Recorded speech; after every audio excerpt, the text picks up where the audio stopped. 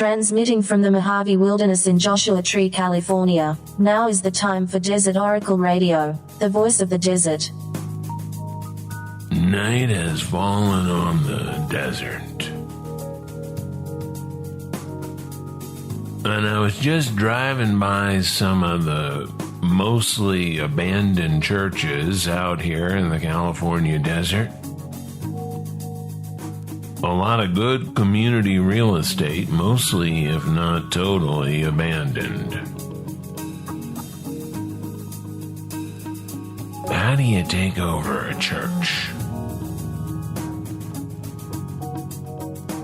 I don't mean the big, powerful ones, whether the suburban megachurch or the Vatican or whatever. I mean just a little old church, a religious nonprofit, just sitting there. Nobody's using it. I guess all you've got to do is find the person who runs the joint. Maybe it's down to the last person, the organist or whoever, the fourth junior deacon. And maybe you show up in a black suit with a briefcase and pretend to be an angel or something. The angels could disguise themselves as anything in the Bible days.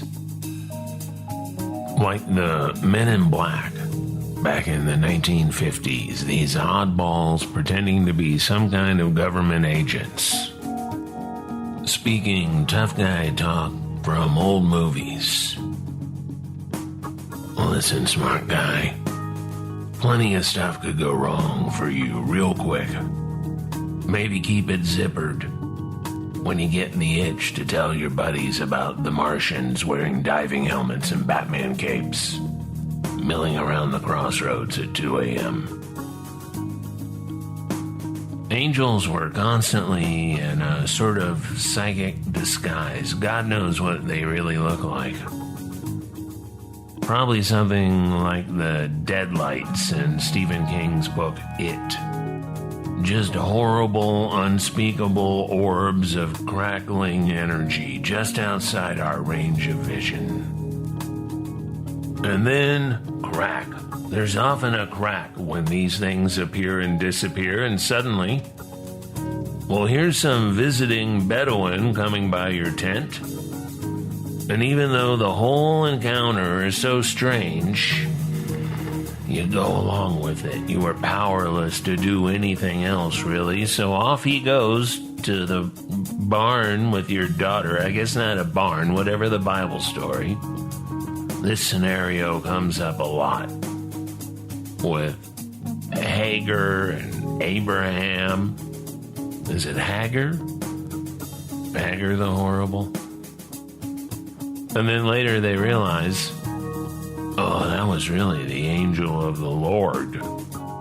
I mean, whatever that is. But like the Phoenix Lights, which only showed up on videotape as these featureless orbs in a V-shape or a big line across the sky, maybe the angels are just these blobs of intelligent energy with the same psychic powers common to the UFOs and their related entities. The humans who saw the Phoenix Lights up close swore these massive craft were the most over-the-top things, clear as day and directly overhead.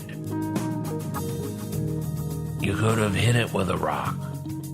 People said that again and again, but nobody tried because they were hypnotized, they were enchanted.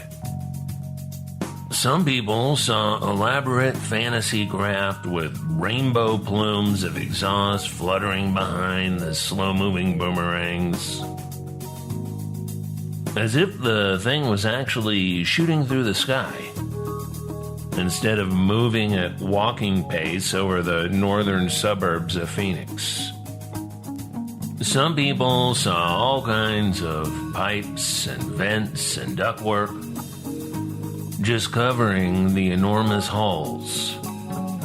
like the details on the model of the Death Star, which was built out of spray-painted foam and plumbing fittings and plastic military plane models by the young hippies at Industrial Light and Magic in the San Fernando Valley, and filmed outside in the parking lot back in 1976, with that brilliant Southern California sunshine as the outdoor lighting for those Death Star trench runs.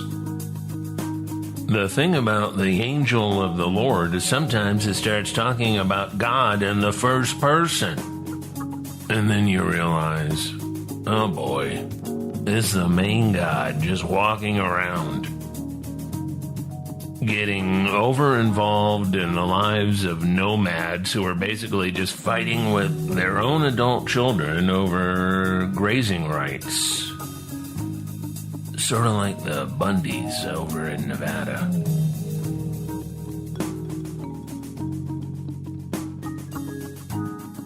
So there you are, at the front door of the only surviving member of the Congregational Government of First Community Church of the Blessed Creosote, and it's time to make your move.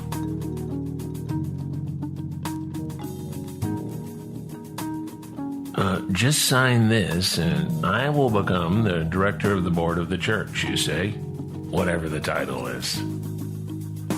The Lord has sent me to take this tiresome burden off thine hands, etc. Or just tell the truth.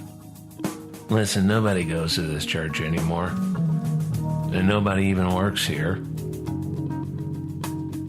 So why not hand it and the property tax bills over to me, your new pastor, the Right Reverend, and I'll make good use of it for the community. Let me tell you what churches can offer you if you're wondering how to make where you live a better and more interesting place. Churches are nonprofits with really the lightest form of state or federal oversight. This is because of whatever it's called, the United States Bill of Rights. Always funny to remember that the Bill of Rights was an add-on, not part of the U.S. Constitution as created by all those founding fathers during the plague in Philadelphia. Most of those disputes, as recounted in James Madison's Notes on the Constitutional Convention, regarded what was an acceptable plague mask. Benjamin Franklin, always the wit, insisted that a pair of underwear made the best pandemic mask. And then they sent him to France. And then came the Bill of Rights, which has pretty much just enraged everybody for one reason or another ever since. But for our purposes, which is taking over underused churches in your community, it's a good thing.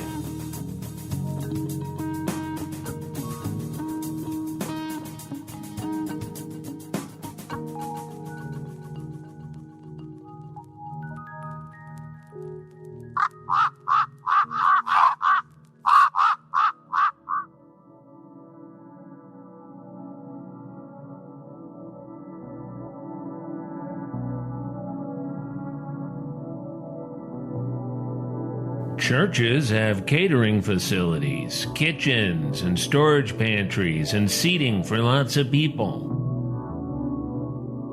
You can have weddings there, and a community garden, and weekly movie nights, and bingo, which is legal gambling as a fundraiser. It's incredible. You can have concerts, whatever you want, punk rock, hip-hop, string quartets, and especially any kind of modern classical or ambient, which just sounds fantastic in most church sanctuaries because of the resonance of the wooden pews and the natural echo from the high ceilings. The sanctuary is called the nave, really, but Americans don't say knave unless they're Catholic or Episcopalian or maybe Scientologist. An interesting fact is that the word navy comes from knave, because the nave is the ark, and at least some arks are boats. Noah's Ark, for instance. There probably really was a Noah or somebody like him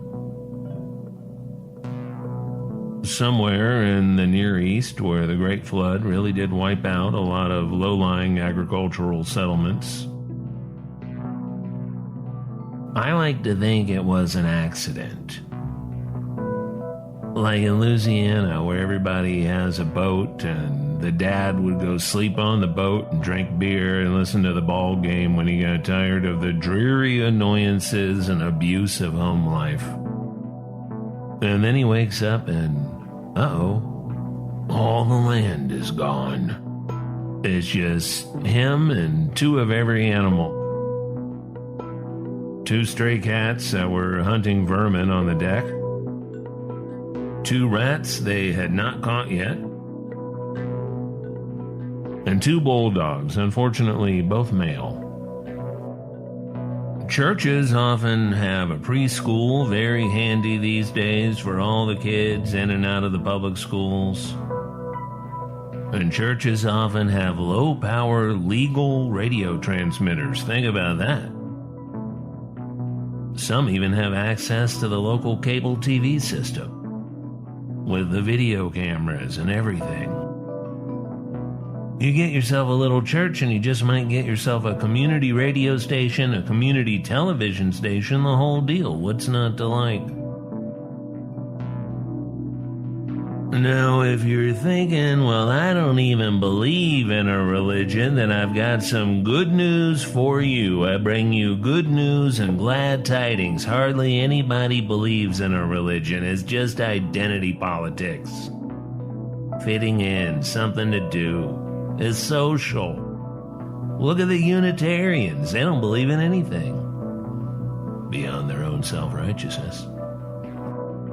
Could you have, say, a pagan church? Oh, hell yeah. 100%. Pagan just means country people.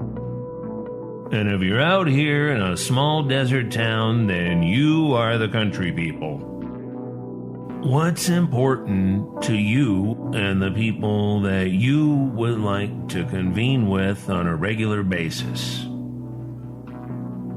Maybe protecting wilderness and ecosystems, community gardens for socializing, and the wonderful enjoyment of bringing home a bunch of fresh greens that you can just throw in the oven with some olive oil and salt and pepper. Even kale tastes good like that. Most American churches are non-denominational, which just means they are not part of a larger grouping. Some join a confederation of similar churches, like the various branches of the Baptist, who, to be fair, have not lived up to the awesome weirdness of their supposed founder, John the Baptizer, who, if you can believe the Gospels, was supposed to be the real Messiah. He was a true wild man who was loved by the gentry, the guilty people of wealth and taste. And then he was executed as a sort of party favor given by a decrepit old king to a pretty young girl to impress her. But she was repulsed, as should have been expected. And then no more John the Baptist.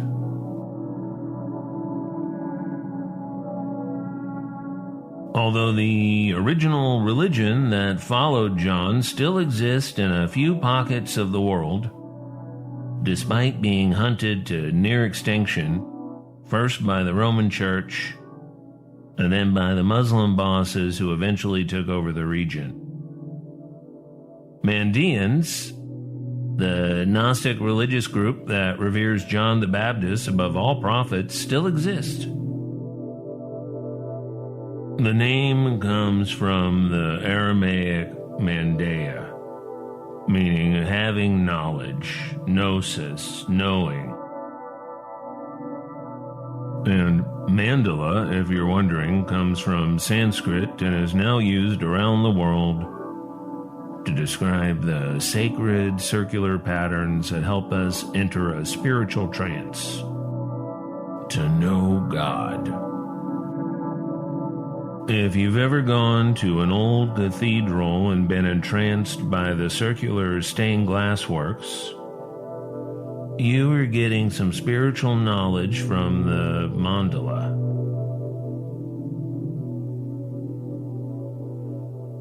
Manda in Aramaic, Mada in Hebrew, from the root word yada, intelligence, consciousness, knowledge, science, which isn't the same as yada yada, which was popularized by Lenny Bruce, doing a priest character, and is maybe from the Scottish yatter yatter, which means blather, to chatter continuously. Speaking of John the Baptist, the Mandean prophet of wisdom, a lot of American churches have a baptismal too. Use it as you see fit. Nothing wrong with baptizing people if they're up for it.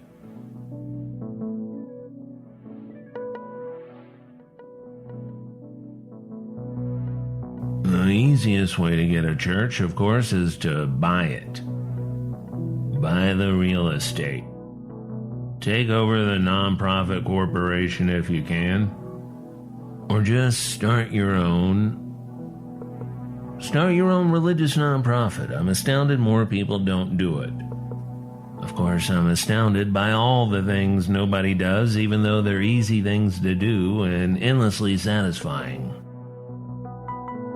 But in an absurdly overregulated civilization, at least in America, it's very easy to have a church.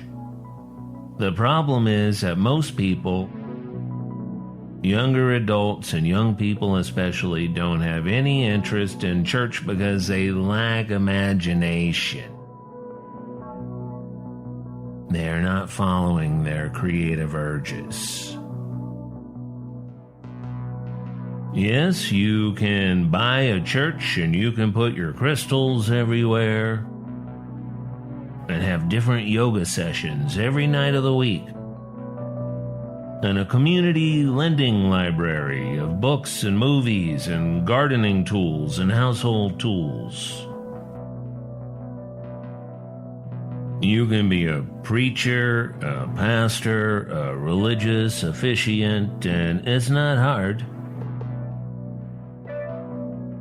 I'm even a reverend, after all. And I have been for 20 years. I take it seriously. I have performed my duties as clergy when requested. Weddings, memorial services, etc. Why not do your job if people want you to do it?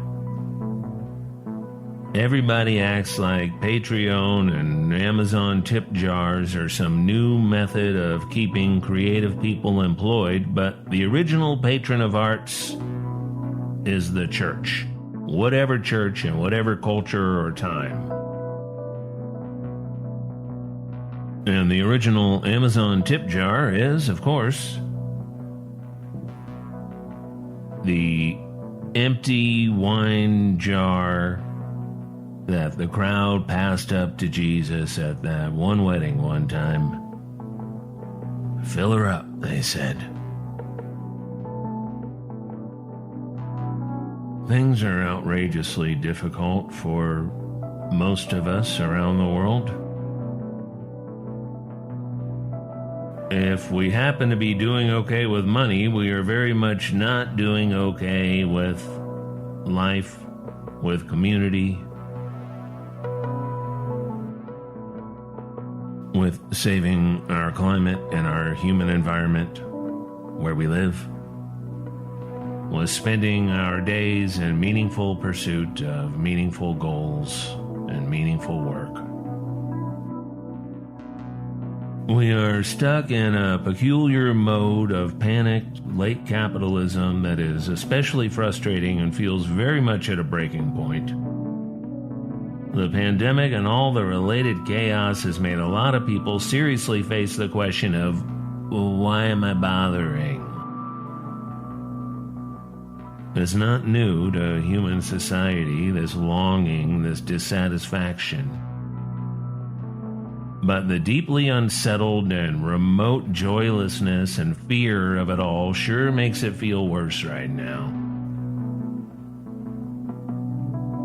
Some things are going to change, at least enough to open a giant steam valve to release the pressures of so many deeply frustrated and unhappy people.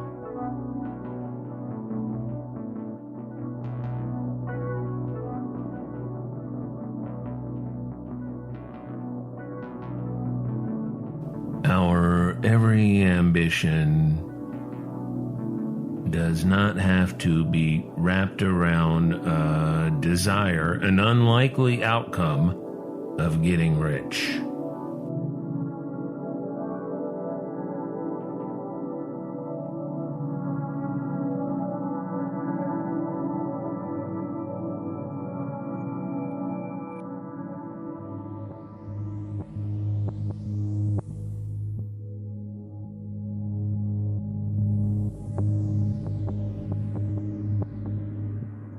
One thing I would like to do if I got hold of a church is to work on the aspect of prayer. The problem with prayer is that it's a wish. So you use up your energy, your willpower, in wishing. Wishing is a mental action, but it doesn't translate into the physical reality we live in outside of our heads.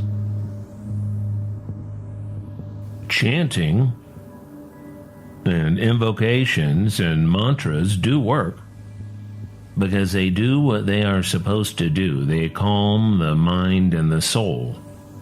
They bring us peace in our time. But the American kind of prayer really doesn't work because you're just wishing things were different. If you go with more of a magic ritual sort of deal, as the actual prophets did, then you go from wishing to action. Because magical intent is simply deciding that something is going to happen, something plausible, something that can reasonably manifest in your world with the help of your mental and physical effort and whatever you call upon for help. And then you are simply on the lookout for the opportunity for it to happen. If your magic is directed at the usual things people have always gone to magic for, love, money, healing, then you have got to be willing to take what you can get.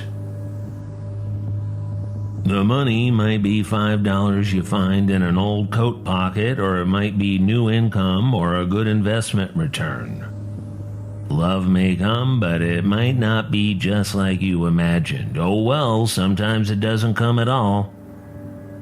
So maybe take what fate brings to the table. None of us will live forever. Many of us will go before our time, and nothing is ever perfect. But you can be physically and mentally and spiritually and psychically happier with a few changes, you know?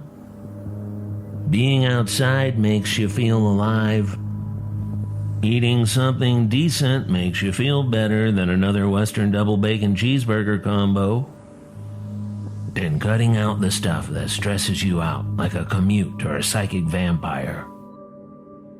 That is a kind of healing, and it counts.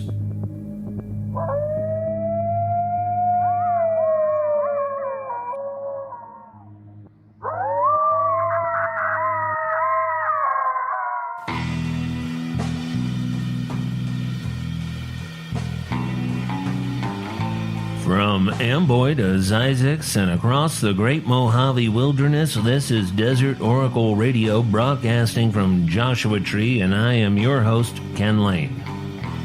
Soundscapes tonight were dreamed up and made into reality by our own Red, Blue, Black, Silver of the High Desert.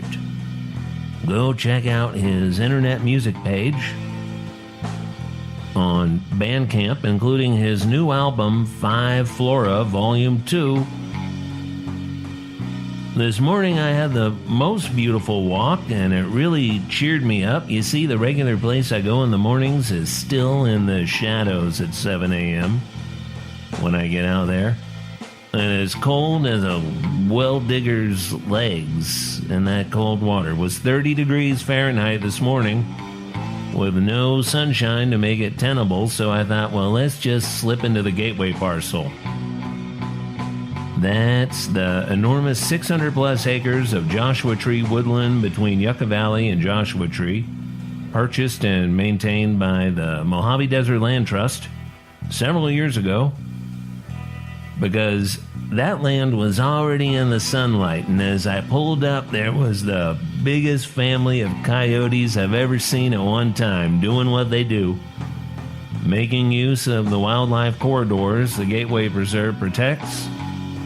There were a couple of huge adult males. I mean, it looked like some of Joe Biden's German police dogs escaped, you know? And my dog was losing it, just howling in the back. Do you not see all those coyotes? Well, I saw them. I let them pass. And they gave me a lot of heavy glances as they ambled by, mutual respect for the moment, as long as I deserve it, until I eventually fall from misfortune or misadventure, and then they can have at me. So we got out, and we had the most beautiful morning hike, San Gorgonio, covered in snow to the west. The warm sun on my back, even though it never got out of the mid-30s. So thanks to the Mojave Desert Land Trust for taking care of that place. For all of us, for the kids too, you know, the junior high borders it on the western edge. That whole living science biology lab is right there. Get out of those COVID classrooms, kids. Go run around and get some cholla in your underutilized ankles. Good night from the voice of the desert.